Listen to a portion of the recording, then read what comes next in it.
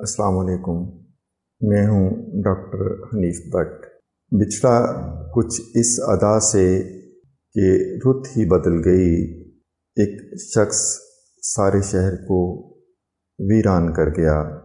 پاکستان کی معروف پلے back singer, معروف غزل گو نیرہ نور 20 اگست صبح اس دار فانی سے رخصت ہو گئی۔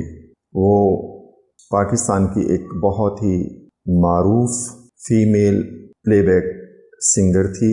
وہ 1950 میں انڈیا میں پیدا ہوئی۔ 1971 میں اس نے میوزک میں اپنے کیریئر کا آغاز کیا۔ 1973 میں اسے فلم گرہنہ میں نگار ایوارڈ سے نوازا گیا، اور 2006 میں اس کو پاکستان کا سب سے بڑا award pride of performance award, صدارتی ایوارڈ جسے کہا جاتا ہے، وہ دیا گیا۔ نیرہ نور کا شمار پاکستان کی بہت ہی مشہور اور سریلی پلے بیک سنگرز اور غزل و خواتین میں سے ہوتا ہے۔ نیرہ نور نے بہت ہی سپر ہٹ گانے گائے، جس میں سے چند مشہور گانے ان میں مجھے دل سے نہ بھلانا، اور اس کے بعد روٹھے ہو تم تو کیسے مناؤں پیا، اور کبھی ہم میں تم میں بھی قرار تھا، تجھے یاد ہو کہ نہ یاد ہو، آج غم ہے تو کیا ہے، وہ دن بھی ضرور آئے گا۔ یہ بہت ہی مشہور گانے ہیں۔ اس نے غزلیں بھی گائیں، لیکن اس کا جو گانا جس کا میں یہاں پہ تذکرہ کرنا چاہتا ہوں، وہ گانا ہے مجھے دل سے نہ بھلانا، چاہے روکے یہ زمانہ۔ یہ فلم آئینہ میں شبنم اور ندیم پر فلمایا گیا۔ اس کا جو میوزک تھا اس کو روبن گوش نے تشکیل دیا، اور اس میں گائیکی تھی وہ محترمہ نیرہ نور کی تھی۔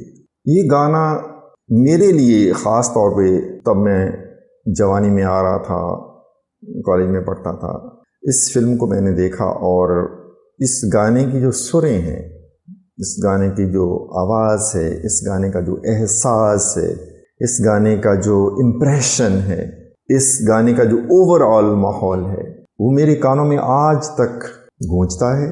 اس کی سریں اور اس کی لے جو ہے آج تک میرے دل کی تاروں کو چھیڑتی ہے، اور میں آج تک اس گانے کو بھلا نہیں سکا ہوں۔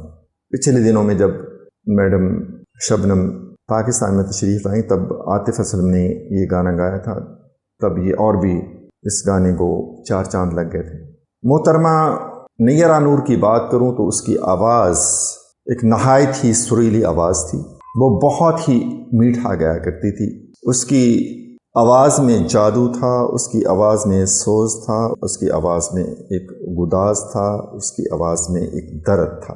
وہ جب گایا کرتی تھی تو کان کی جو سماعت ہے اس پہ بہت ہی خوشگوار اثر ڈلتا تھا، اور اس کی جو گائیکی تھی وہ انسان کے دل کی تاروں کو چھو لیا کرتی تھی۔ وہ سر اور لے کی بہت ہی پختہ تھی، اور جب وہ گایا کرتی تھی تب وقت ٹھہر جایا کرتا تھا، وقت رک جایا کرتا تھا، ہر چیز کے اوپر سکتہ طاری ہو جایا کرتا تھا۔ اس کی آواز کوئل سے زیادہ میٹھی تھی، اور وہ سروں کی ملکہ تھی۔ اس کا گانے کا انداز، اس کا لب و لہجہ، اس کا انداز، اس کا احساس، اس کا جذبات، اور اس کی سر لے کی جو پرفیکشن تھی، وہ گیت کو یا گانے کو یا ترانے کو شاہکار بنا دیا کرتی تھی۔ نارمل لائف میں وہ بہت ہی سادہ خاتون تھی۔ اس کا ہیئر سٹائل بہت سادہ تھا، اور اس کا لباس بھی بہت سادہ ہوا کرتا تھا، اور وہ سادگی کی آخری حدوں سے بھی زیادہ سادہ تھی۔ آج وہ ہم میں نہیں ہے۔ ہر آنکھ اشک بار ہے، اور ہر دل سوگوار ہے۔ وہ اس دنیا سے چلی گئی۔ اس کے جانے سے میوزک کا ایک دور ختم ہو گیا، ایک عہد ختم ہو گیا، اور ایک زمانہ ختم ہو گیا۔ ایک پھول تھا جو مرجھا گیا، ایک گل تھا جو مرجھا گیا، ایک گلشن تھا جو اجڑ گیا، اور ایک چراغ تھا جو بجھ گیا۔ وہ دنیائے میوزک کی شان تھی، اس کے مرنے تھے۔ میرے نقطہ نگاہ سے دنیائے میوزک کو بہت بڑا نقصان ہوا۔ مجھے کل ہی فیصل آباد کے ایک بہت ہی معروف کارڈیالوجسٹ کی پوسٹ ریسیو ہوئی، میں نے اس کو واٹس ایپ پہ ریسیو کیا۔ اس میں تذکرہ تھا نیرہ نور کی کسی دوست نے اس کے ساتھ اپنی آخری ملاقات کا ذکر کیا ہوا تھا۔ آج آپ دیکھ رہے ہیں کہ میرا وہ انداز وہ نہیں ہے بولنے کا، آج میں افسردہ ہوں، اور افسوس سے میری آواز کو بھی آپ دیکھ رہے ہیں۔ تو اس پوسٹ نے مجھے بہت ہی افسردہ کر دیا۔ پوسٹ کی کہانی کچھ اس طرح ہے کہ اس کی دوست وہ کہتی ہے کہ میری اس سے آخری دنوں میں 2 ملاقاتیں ہوئیں۔ پہلی ملاقات میں وہ دونوں اکٹھی بیٹھیں تو اس خاتون نے نیرہ نور سے پوچھا کہ نیرہ تیری آواز اتنی خوبصورت ہے تو تو نے گانا کیوں چھوڑ دیا؟ تو نیرہ نور نے جواب دیا، اپنے نفس کو شکست دینے کے لیے۔ اس کی دوست نے کہا کہ موسیقی تو روح کی غذا ہوتی ہے، پھر تو نے اس کو کیوں چھوڑا؟ نیرہ نور نے جواب دیا کہ جب روح کو کھانے کے لیے اصل غذا ملتی ہو تو پھر مصنوعی غذا کھانے کا کیا مطلب؟ اس کے بعد وہ دونوں گفتگو کرتی رہیں، اور گفتگو کا جو لب لباب تھا یا خلاصہ تھا وہ کچھ اس طرح سے تھا کہ فنا کیا ہے، بقا کیا ہے، روح کیا ہے، جسم کیا ہے، روح کا سفر اور جسم کا سفر علیحدہ علیحدہ کیا ہے، اور یہ کہ جب انسان شہرت میں ہوتا ہے تو تب وہ اپنے آپ کو پہچانتا ہے، یا جب وہ شہرت سے باہر آتا ہے تب وہ اپنے آپ کو جانتا ہے۔ پھر وہ ایک دوسرے کو سیاف کرنے کے لیے کھڑی ہو گئیں، تو وہ ایک سڑک کے کنارے پہ کھڑی تھیں۔ تب نیرہ نور نے اس کا ہاتھ پکڑا اپنی دوست کا اور کہا کہ اس دوست کا نام لے کے کہا کہ جو کچھ ہے حاضر سانس ہے، نہ آگے کچھ ہے نہ پیچھے کچھ۔ پھر بتاتا ہوں۔ اس نے کہا جو کچھ ہے حاضر سانس ہے، نہ آگے کچھ ہے نہ پیچھے کچھ ہے۔ وہ دوست کہتی ہے کہ ہم چلے گئے تو کم از کم کہتی کہ 7 دن تک نیرہ نور کے یہ الفاظ میرے کانوں میں باز گشت کرتے رہے۔ پھر کہتی ہے کہ کچھ دنوں کے بعد، کچھ عرصے کے بعد میری اس سے دوسری ملاقات ہوئی۔ تب ہم ایک انویٹیشن تھی، ہم ایک علیحدہ بیٹھ گئیں، تو نیرہ نور نے اس سے گلہ کیا۔ وہ بھی کوئی بہت بڑی مصنف ہوگی، رائٹر ہوگی، میں اس کے بارے میں اتنا زیادہ جانتا نہیں ہوں، نہ اس میں اس کا تذکرہ تھا۔ تو اس نے پوچھا کہ اتنی تاخیر سے کیوں ملی ہو؟ تو اس نے اپنی فرصت کی کہانی سنائی، لمبی لسٹ بتا دی۔ تو تب نیرہ نور نے کہا کام اتنا کرو جتنی ضرورت ہے، باقی سب بھوک ہے جو بڑھتی جاتی ہے اور کبھی نہیں مٹتی۔ پھر عرض کرتا ہوں، نیرہ نور نے کہا کام اتنا کرو جتنی ضرورت ہے، باقی سب بھوک ہے جو بڑھتی چلی جاتی ہے اور نہیں مٹتی۔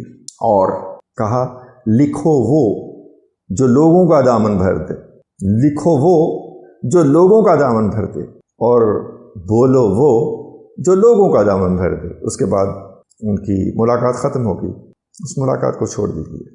پوسٹ پڑھنے کے بعد، میں ایک سینسٹیو پرسن ہوں، پڑھنے کے بعد ظاہر ہے میں لکھتا بھی ہوں اور پڑھتا بھی ہوں۔ میں اپنے احساس کا بتا نہیں سکتا کہ میں کتنا سوچوں میں گم تھا۔ میں ان کے بارے میں سوچتا رہا۔ میں نے اس تحریک کو 1 مرتبہ، 2 مرتبہ، 3 مرتبہ، 4 مرتبہ، پتہ نہیں نہ جانے کتنی مرتبہ میں نے پڑھا، اور ان کی ملاقات کی کہانی جو تھی وہ ایسے میرے شعور لاشعور اس میں وہ ایسے ہلچل مچا رہی تھی۔ میں سوچ رہا تھا کیسے باتیں کر رہی ہیں، ان کی باتوں کا انداز، ان کی باتوں کا عنوان، اور وہ باتیں، یہ باتیں کوئی معمولی باتیں نہیں تھیں۔ کام اتنا کرو جتنی ضرورت ہے، باقی کچھ بھی نہیں ہے، باقی سب بھوک ہے جو مٹتی نہیں ہے، بڑھتی چلی جاتی ہے۔ یہ چھوٹی بات نہیں تھی میرے لیے۔ اور لکھو وہ جو لوگوں کو بھائے، لوگوں کا بھلا کرے، لوگوں کا دامن بھر دے، بولو وہ جو لوگوں کا دامن بھر دے، اور جو کچھ ہے حاضر سانس ہے۔ یہ 3 چیزیں، کتنے خوبصورت الفاظ، اور وہ کتنی خوبصورت سوچ ہوگی جس سوچ نے یہ الفاظ دیے۔ اور پھر وہ سوچ جس دماغ کے اندر پروان چڑھی ہوگی وہ کتنا خوبصورت دماغ ہوگا، اور وہ دماغ جس باڈی کے اندر ہوگا، جس جسم کے اندر ہوگا، وہ شخصیت کتنی خوبصورت، کتنی دلکش، کتنی پرکشش اور کتنی زبردست ہوگی۔ واقعتاً ہم سب بھوکے ہیں، ہم بھوکے ہیں، بھوکے بھوکے، پیٹ کے بھوکے، عزت کے بھوکے، شہرت کے بھوکے، دولت کے بھوکے، طاقت کے بھوکے، اور بھوک ہے کہ مٹتی ہی نہیں ہے، بڑھتی چلی جاتی ہے۔ ہم کبھی نہیں سوچتے کہ پرندے صبح کو اڑتے ہیں، جاتے ہیں، سارا دن اپنا پیٹ بھی پالتے ہیں، پھر اپنی بچوں کے لیے خوراک اپنے پوٹوں میں وہ لے کے آتے ہیں، ان کو کھلاتے ہیں، جب وہ ختم ہو جاتی ہے دوبارہ اڑ کے چلے جاتے ہیں۔ صبح کو اکٹھی نہیں کرتے، وہ خوراک کا ذخیرہ نہیں کرتے، اتنی خوراک اکٹھی کرتے ہیں جتنی ان کو ضرورت ہے یا ان کے اپنے بچوں کو ضرورت ہے، اس لیے کہ وہ پرندے ہیں، اس لیے کہ وہ انسان نہیں ہیں۔ اگر انسان ہوتے تو شاید وہ بھی اسی طریقے سے کرتے۔ نیرہ نور کی یہ باتیں، نیرہ نور کی یہ سب کہانی، میں حیران ہوں کہ کیسے میں توقع نہیں کر رہا تھا کہ ایسے ایک گلوکارہ وہ اس طرح کی باتیں کر سکتی ہے یا وہ اس طرح کی شخصیت ہوگی۔ میں کبھی نہیں جانتا تھا، میں نے کبھی اتنا اس کے بارے میں اس کے گانے میں نے سنے تھے، میں اس کو مجھے پتا تھا، میں میوزک کو سمجھتا ہوں کہ مجھے پتا تھا وہ کتنا اچھا گاتی ہے، لیکن مجھے اس طرح اس کی زندگی کے بارے اتنا نہیں پتا تھا۔ میں حیران ہوں کہ اور پریشان اور سوچتا ہوں کون سی ایسی شخصیت تھی، کون سی ایسی بک تھی، کون سا ایسا واقعہ ہوا تھا جس نے اس کی ساری زندگی کو تبدیل کر کے رکھ دیا، اس کی زندگی کے سارے فلسفے کو تبدیل کر دیا۔ فنا اور بقا کی بات، یہ زندگی کچھ بھی نہیں ہے، زندگی کی حقیقت وہ کیسے اس کو پتہ چلا کہ یہ زندگی ایک مناظری دھوکہ ہے اور اس کی حقیقت کچھ بھی نہیں ہے۔ میں حیران ہوں، آج وہ ہم میں نہیں ہے۔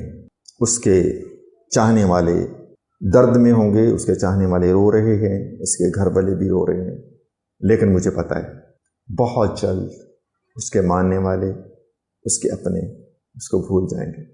انسان ہے ہی ایسا، انسان کا حافظہ بہت کمزور ہے، اور شاید اسی وجہ سے یہ بچ بھی جاتا ہے۔ یہ اس کا کمزور حافظہ اس کو ان دکھوں سے، غموں سے نجات بھی دے دیتا ہے۔ اس سے پہلے بھی کتنے فنکار، کتنے بڑے بڑے فنکار، نصرت فتح علی کتنا فنکار تھا، مر گیا، ہم بھول گئے۔ مہندی حسن کتنا بڑا فنکار تھا، کتنا بڑا گائک تھا۔ بادشاہ جس کے بارے میں لتا کہتی ہے کہ اس کے گلے میں بھگوان بولتا ہے، مر گیا، ہم بھول گئے۔ اخلاق احمد، ساون آئے ساون جائے، ایک شاہکار، اس کا خالق مر گیا، ہم بھول گئے۔ لتا کتنی بڑی گائک، کتنی بڑی سنگر، مر گئی، ہم بھول گئے۔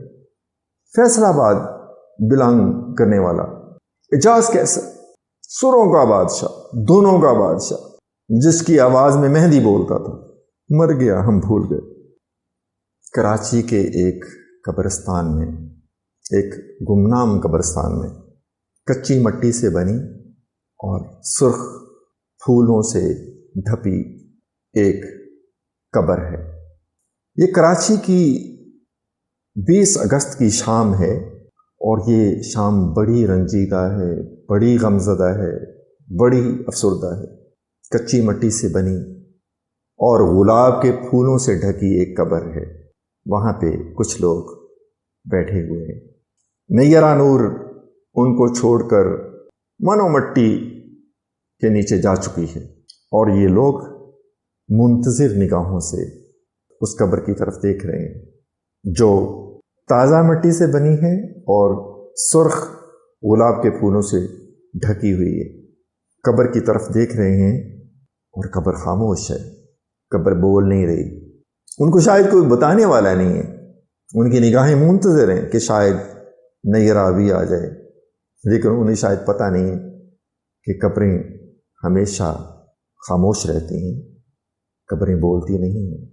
کچھ عرصے تک تو ان کو انتظار رہے گا، لیکن پھر یہ انتظار آہستہ آہستہ دکھ اور غم کی شکل بنا کر ان کے دل میں ہمیشہ ہمیشہ مستقل طور پر اپنی جگہ بنا لے گا.